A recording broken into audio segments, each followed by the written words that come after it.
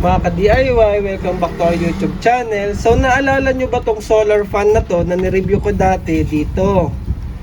So marami kasing nangangailangan nito ngayon, lalo na uuso na naman ang mga brownout, rotational brownout, tapos napakainit.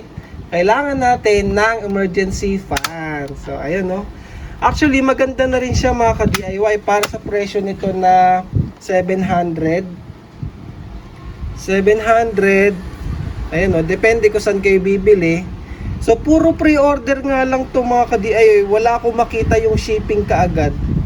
Ayan, wala pa yung isa. So ayan na, ilalagay ko na lang yung link dito sa baba ng screen. Ito nga pala ay solar fan. Ayan, ayan siya, na meron ding ilaw with light. Solar fan with light. So ito yung sa fan control natin. Meron tayong 25%, 50, 75 at 100%. So malakas din siya mga ka-DIY, magagamit nyo din to in case of brownout at emergency. Kailangan nyo ng konting hangin, lalo sa may mga baby dyan. So mahirap naman kasi pag brownout tapos wala kayong kahit maliit na electric fan. Eh ito, malaking tulong na po ito. Tapos kung abutin ng gabi, meron ka pang ilaw, o diba? Hanggang 3 level yung brightness niya mga ka-DIY. And then ayan yung ating battery capacity, 25 to 100% din. At meron din tayong timer. Halimbawa 2 hours mamamatay na yung ating electric fan at ilaw. 4 hours o kaya 8 hours. Pwede siyang i-charge via solar. Ito ay nasa 4 to 5 watts nga lang, so maliit lang, pero pwede na rin makadagdag ng energy sa kanya mga ka-DIY.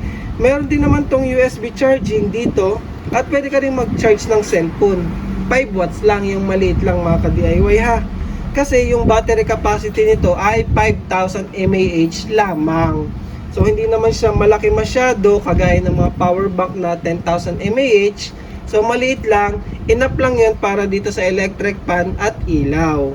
So ayan, kung walang budget para sa malaking power station, pwede na to mga ka-DIY, 700 pesos meron ka ng solar light na merong electric fan, o di ba?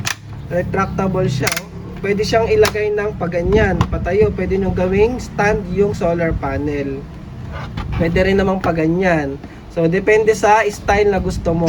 Pero ang the best dito mga ka-DIY, pwede nating palakihin yung battery capacity niya na 5,000 mAh. Pwede nating gawing 10,000 mAh. Kailangan nyo lang ng 21,700 cells. So meron pa ako ditong dalawang natitira.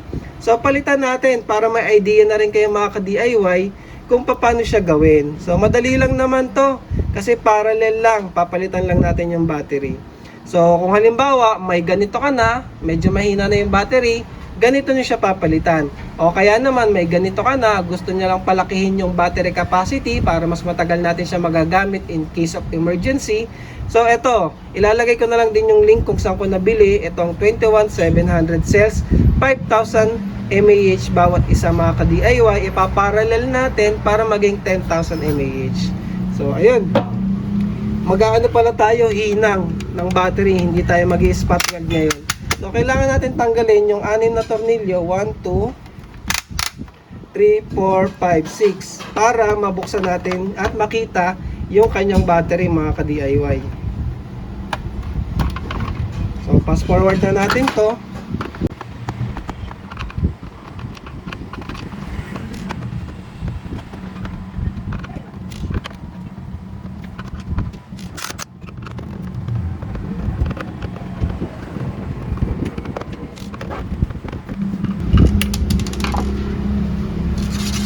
So ayan mga ka-DIY, pag natanggal na natin yung mga tornilyo, pwede na natin siyang buksan. So ayan, ito na yung kanyang battery na 5,000 mAh. Mukhang legit naman, tanggalin muna natin, no?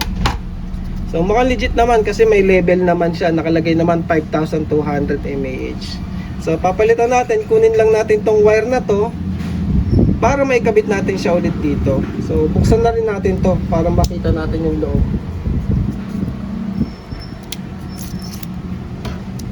Mamaya buhangin pala yung isang cells eh. Mukhang legit naman. Kasi parang familiar na sa akin tong kulay green na cells na to eh. Bali 2.6 isa nito, kaya 5,200. 2.6. 2.5. 2.5 lang pala. So, 5,000 lang talaga mga ka-DIY. So, walang BMS, naka-parallel lang. So, kunin lang natin tong mga wire para magamit natin.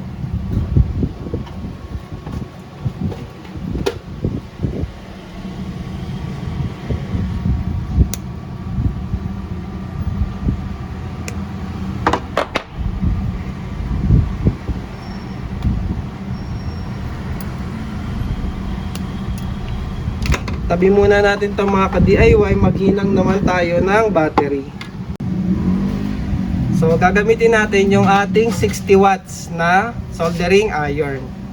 So yung technique, kailangan mainit, initin nyo talaga.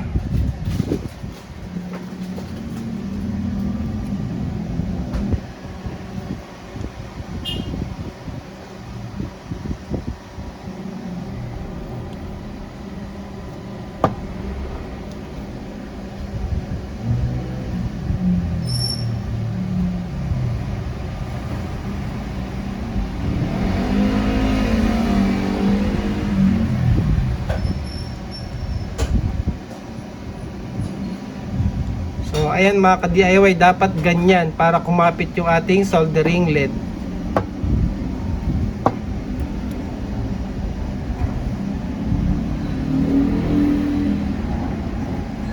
So ganyan. Yan yung magandang hinang mga ka-DIY. Ito kasi may konting tabing wire, kaya diyan ko na lang kinapit.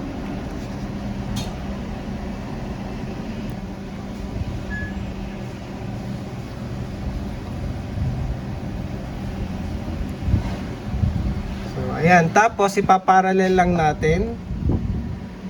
Gamit lang tayo ng wire na extra.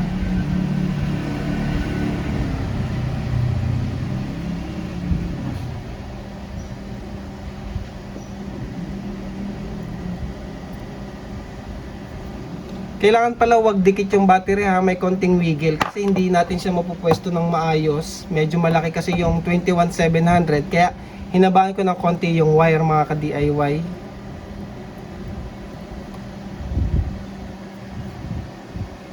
Isama na rin natin yung wire connector.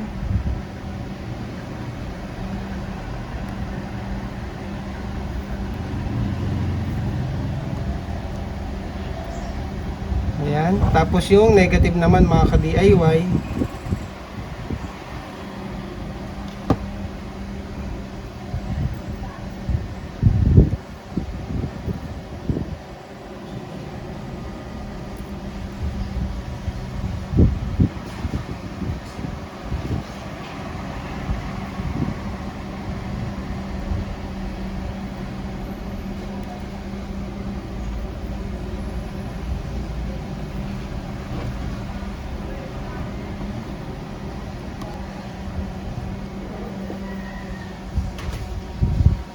So ayan na siya mga ka-DIY, na parallel na natin yung dalawang cells, nakabit na natin yung connector. Ngayon napupwesto ko na siya dito. So dito siya. Tapos hindi siya flat lang talaga, medyo ikukurba natin ng ganyan para kasi hindi tumama dito sa connector. Tumatama kasi siya dito eh. Kaya kailangan ganyan siya. Medyo nakalihis ng konti yung isang cell. Ito. So ngayon ikabit na natin. Ayan, umilaw naman siya. Gumana naman. Patayin muna natin. Tapos yung battery ay 25%. Ay hindi, yung ilaw pala yan. Ayan oh. Pero yung battery din 25%, hindi kasi fully charged yung ating battery. So ibabalik na natin siya. Ang question na lang is kung maisasara ba siya. Maisasara to. Kailangan lang i-wiggle ng konti mga ka-DIY. So hanapin ko lang yung pwesto. Medyo mali pa yung pwesto natin. So ayan, pag tama yung pwesto niya mga ka-DIY, madali naman siya maikakabit. So ayan oh, nakakabit na siya. Siya nga pala, ipapag-giveaway ko to mga ka-DIY para sa inyo. So comment lang kayo, solar DC fan light. So iraraffle natin to mga ka-DIY, YouTube comment picker.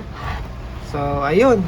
So, ikabit ko na ulit yung tornilyo and then testingin natin kung mag-charge ba siya sa solar. Testingin na rin natin sa charger ngayon mga ka-DIY. So, try natin i-charge sa kanyang AC charging, DC charging 5 volts. So, ayun.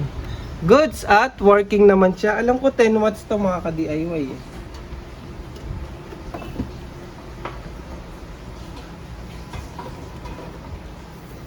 I-confirm ko lang sa wattmeter.